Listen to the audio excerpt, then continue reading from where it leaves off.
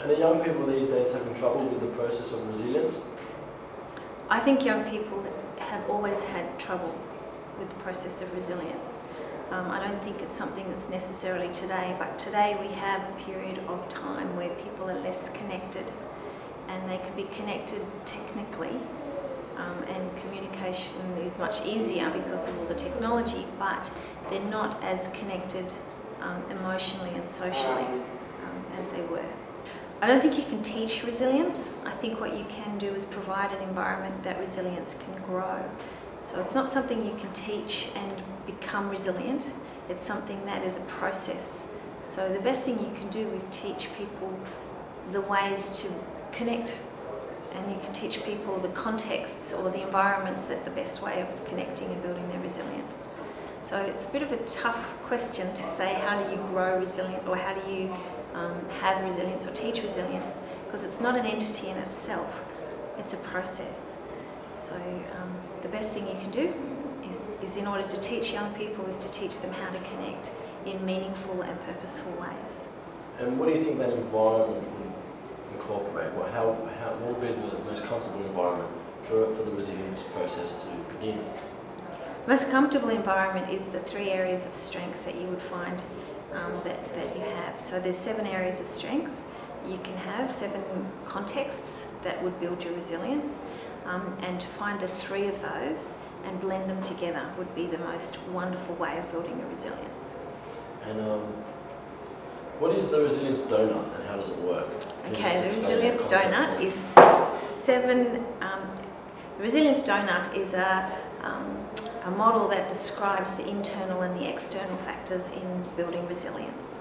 Internal factors are how you feel inside and what you think about yourself inside, and the external factors are 7 different areas that build your resilience. So that's the parent, the skill factor, the family factor, the education factor, your peer group, the community, and your ability to earn and to spend money. And so out of those 7 factors, if you have 3 of those factors, then you actually can build resilience. But if you have less than 3, you're more likely to be falling apart or feeling disconnected and very stressed. Who do you think are the key players or the most important people involved in helping young people build resilience? Well, that question is dependent on every single person, because everyone is different. Everyone's been trying to find what is the most important factor. What is one person's most important factor is very different to another person's most important factor. And that's the beauty of the donut model, is that you can have 7 factors, you only need 3 of them. So your 3 factors might be different to my 3 factors. So I can't actually answer that one, but my 3 factors might be education, skill and peers. Another person's 3 factors might be money, community and family. And with the audience that we had here today, what was your main goal? Like one key message that you might want them to take away, one thing that you really want to highlight most important throughout your entire speech? Okay, what's most important out of the whole entire speech is that you find the 3 areas of strength. You do more with your strengths and you build your strengths. It's very common. In fact, there's not a school in Australia that hasn't got an issue with cyberbullying. And how big is the problem here compared to other countries? We're a little bit less. If you look at the stats out of the States, it's about 50% of all school children. Here it sits between probably 15 and 30%, depending on which set of surveys that you read. But I can go into schools where I found about 40% of children have been cyberbullied, and it's not unusual to happen from very young children right through to year 12. And what are the consequences in terms of safety and the well-being of young people? Well, there's many different consequences, and of course a lot of them are psychological. So we know that cyberbullying in an extreme form can lead to depression and mental illness, and there's been many documented cases in Australia of young people taking their own life as a result of being cyberbullied. There's also criminal charges, because cyberbullying is a criminal offence in every state and territory in Australia. So young people do risk being arrested and presented before the courts. And does Australia have any laws which specifically relate to cyberbullying, considering is it a contemporary issue? The word cyberbullying per se isn't found in legislation, because of course laws were written years ago. But cyberbullying really is just a word to describe a course of conduct. So that course of conduct is clearly defined in legislation.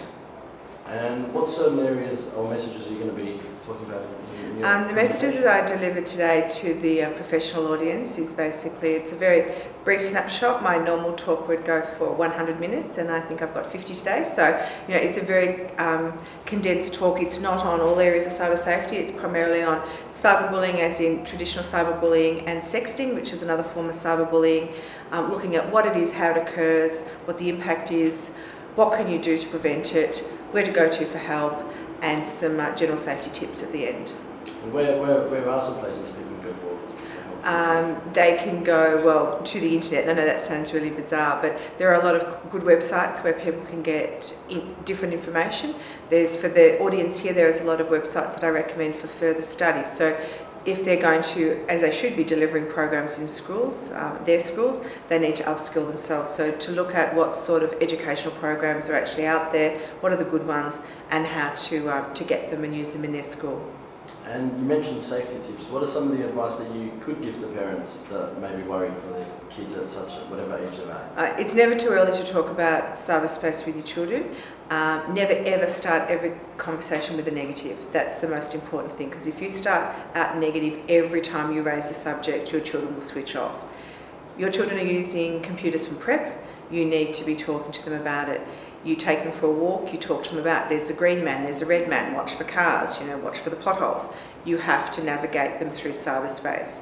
My top tips: never ever allow an internet or computer internet enabled phone or device in a bedroom. Make sure you have a set of rules at home. So just like you've got rules in the real world, make sure you've got rules for what they can do online, where they can go and who they can talk to. Make sure that they don't attach random people to their profiles. They must personally know everyone they're talking to. Don't use the internet as a friend finder. Be mindful that the internet's permanent. You can't sort of decide to remove something and think it's gone away, because whilst you might remove it for the bit you can see, it doesn't actually go, so it remains there permanently. Make sure that you watch what your children are doing. Shoulder surf, have a look at what they're doing, where they're going. If they're playing a game, you need to play it. If they're using an application, you need to use it as well. And then of course make sure that the computer is in a common area of the house so that you can do that adequately. And how significant is social networking in terms of the rise of cyberbullying? Cyberbullying, I started to work in this area in 1994. So that's when I started to understand that cyberbullying was occurring, and it certainly was occurring back then. Social networking sites such as Facebook and MySpace have given it a new place.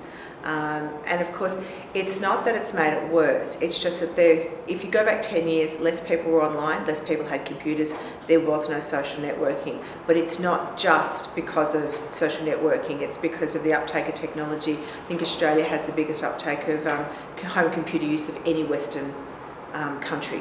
So I witnessed a lot of mental illness in my social circles, my friends, family, and that combined with what I always felt was a society that was hostile to mental health and well-being, whether we call it consumerism, commercialisation, many other sort of toxic factors that seem to be reaching their logical climax and creating almost a perfect storm of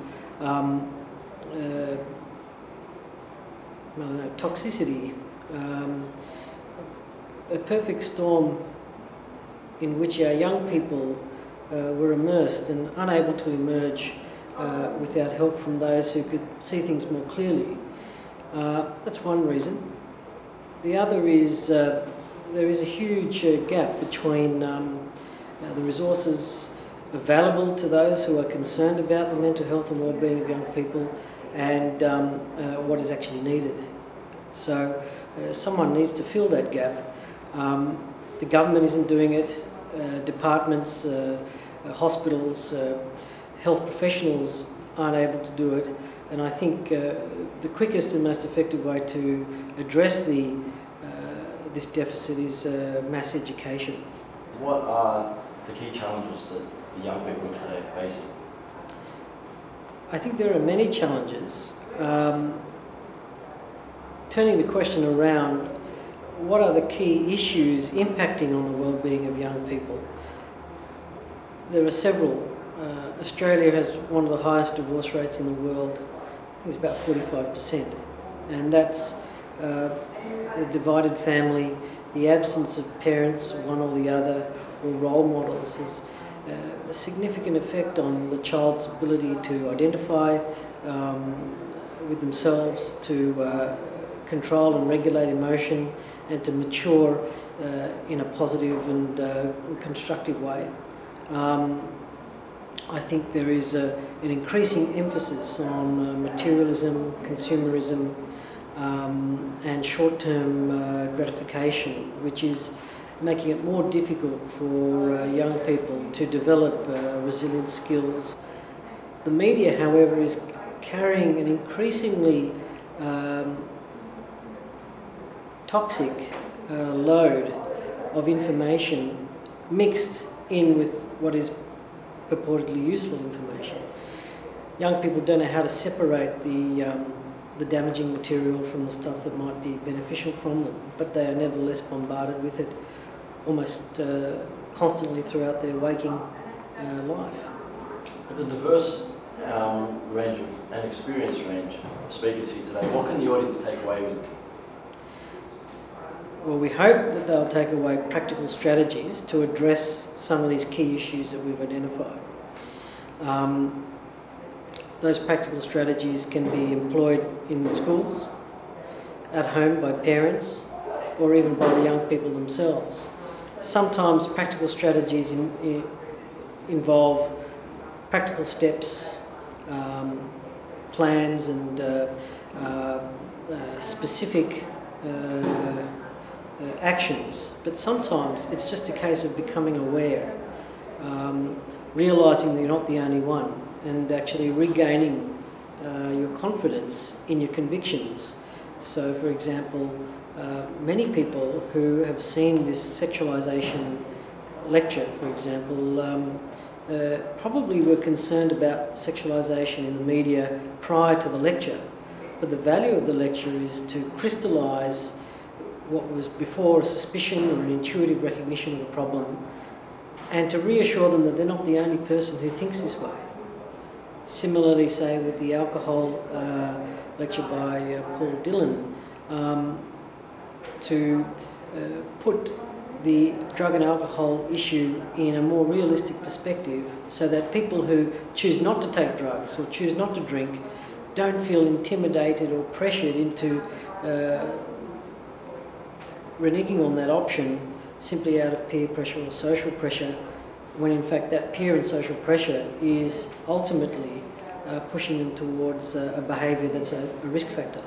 Overall, what we are dealing with here is not parenting or political change, but in fact a growing awareness that the fabric of consciousness is now what's at stake in our society, and the people who are first to manifest the problems in consciousness are our young people, but they're the canaries in the mineshaft. I feel meditation can contribute to this issue on several levels. First, at a purely psychobehavioural level, it's a great and highly effective form of reducing stress. It's a way of eliminating negative thought content, a way of enhancing mood, and a way of reducing what we conventionally call as stress or physiological arousal.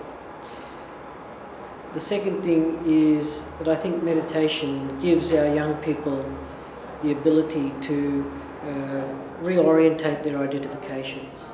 So rather than identifying with your iPod, your Facebook page, or what your peers might think of you, you develop an ability over time to identify with something more constant and real, which is yourself. I think the third thing is that meditation, particularly the experience of mental silence, appears to actually provide a way of restructuring people's cognitive and emotional habits that other approaches don't necessarily do as effectively. Meditation, I think, is best understood as a universal primary mental health prevention strategy.